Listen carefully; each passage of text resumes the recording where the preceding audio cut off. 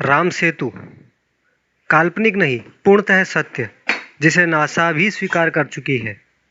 आइए सुनते हैं राजीव दीक्षित जी से इस राम सेतु के बनने के कुछ अद्भुत और रोचक तथ्य। ऐसी अद्भुत इंजीनियरिंग जो आज के बड़े बड़े इंजीनियर भी नहीं कर सकते हैं। सुनिए पूरा वीडियो और शेयर कीजिए। जय जय श्री राम।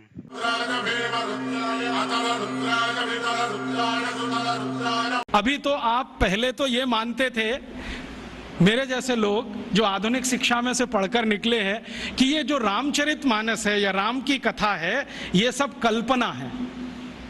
और हमारे देश में ये जो वामपंथी लोग हैं ना, लेफ्टिस्ट, वो बहुत चिल्लाते हैं इसमें क्या धरा है, ये तो सब कपोल कल्पना है। लेकिन अभी उन्हीं के मालिकों ने, यूरोप और अमेरिका के बड़े वैज्ञानिकों ने, जो नासा में काम करते हैं, उन्होंने सिद्ध किया है कि ये सब सत्य है।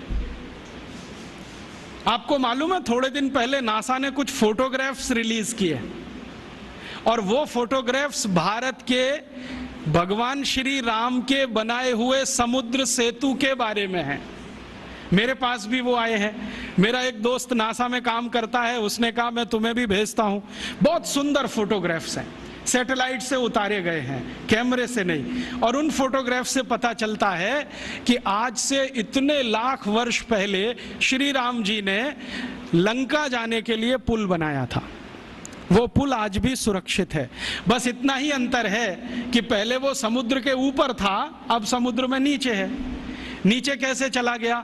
हो सकता है पिछले कुछ लाख वर्षों में 2-4 हजार बार सुनामी आ गया हो, और सुनामी आता है तो मंजिलों मंजिलों बिल्डिंग डूब जाती हैं, तो ये पुल भी डूब गया हो। लेकिन डूबने के बाद भी वो टूटा नहीं है, सुरक्षित है।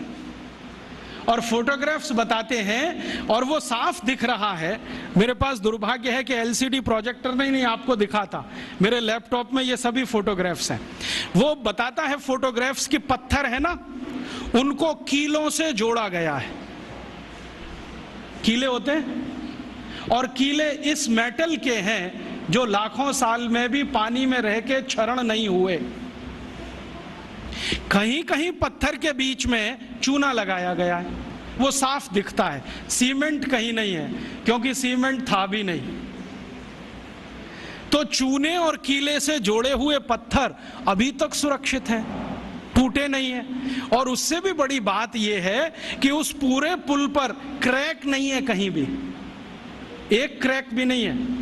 हम सीमेंट की अच्छी से अच्छी बिल्डिंग बनाते हैं और आरसीसी का लेंटर डालते हैं, 2-4 साल में ही क्रैक्स आ जाते हैं, लेकिन उसमें कोई क्रैक भी नहीं है। और उसकी एक और बड़ी विशेषता है कि वो पुल जो है ना, जेड शेप में है पूरा। जेड बनाते ना अंग्रेजी का, ऐसे है पुल।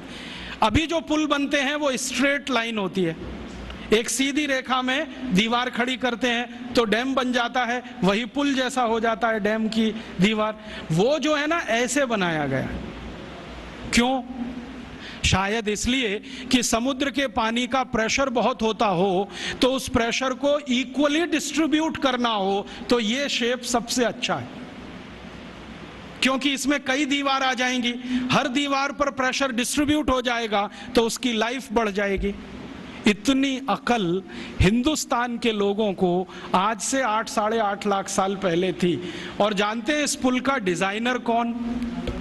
नल और नील, माने the great great construction engineer. Nal और नील दोनों ने बना दिया पुल। और अब नासा कहता है कि दुनिया को पुल बनाने की टेक्नोलॉजी शायद भारत से ही गई होगी, क्योंकि इसके पहले दुनिया में कोई पुल बना था, उसका कोई रिकॉर्ड नहीं मिलता।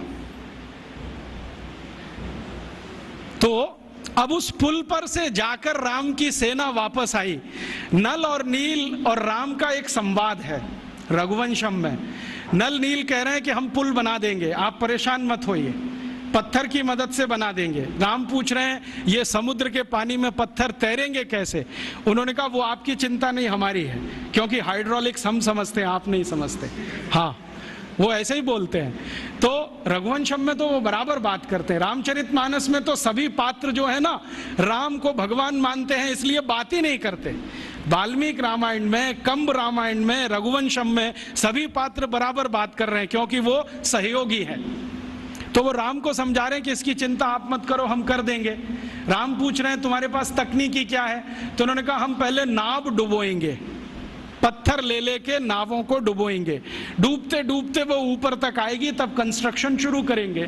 कितना दिन लगेगा? उन्होंने कहा जो लगे सो लगे, लेकिन पुल बना देंगे। तो राम जी पूछ रहे हैं कि ये पुल बनेगा तो जाएंगे तो सही, लौट के आएंगे कि नहीं? तो उन्होंने कहा आपको मैं एक गारंटी दे सकता हूं कि अपनी सेना जो जाएगी वो तो लौट के आएगी, जो रावण की सेना इस पुल पर आई तो ये डूब जाएगा। कैसे डूब जाएगा? तो वो कह रहे हैं कि हमने इसका जो हिसाब निकाला है ना पूरा, आपकी सेना में तो सब बानर हैं। हाँ, और बानर जब चलते हैं ना तो मिनिमम प्रेशर डालते हैं जमीन पर।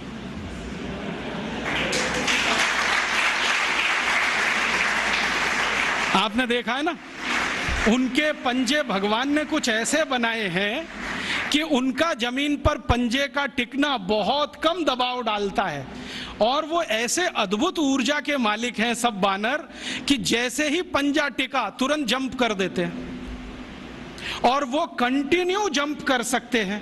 1 किलोमीटर तक कर सकते हैं, 2 किलोमीटर तक कर सकते हैं। तो नल नील कह रहे हैं कि हमने पुल का डिजाइन ऐसा रखा है कि ये बानर जंप करके तो निकल जाएंगे सबके सब, जो रावण की सेना आई तो ये डूब जाएगा, क्योंकि रावण की सेना में सब राक्षस हैं, राक्षस शरीर में भारी हैं, भारी होने के साथ दबाव ज्यादा डालते हैं, तो ये पुल टूट जाएगा, वो मर जाएंगे। इसलिए युद्ध में हम विजयी होंगे, हारने का चांस नहीं है। इस क्वालिटी की चीजें हैं।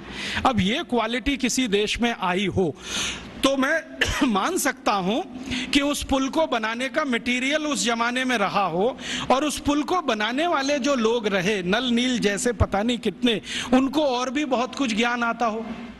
आपको यह वीडियो कैसा लगा कमेंट कर अवश्य बताएं, और हाँ, चैनल नहीं सब्सक्राइब किया तो ज़रूर सब्सक्राइब कीजिए। जय हिंद।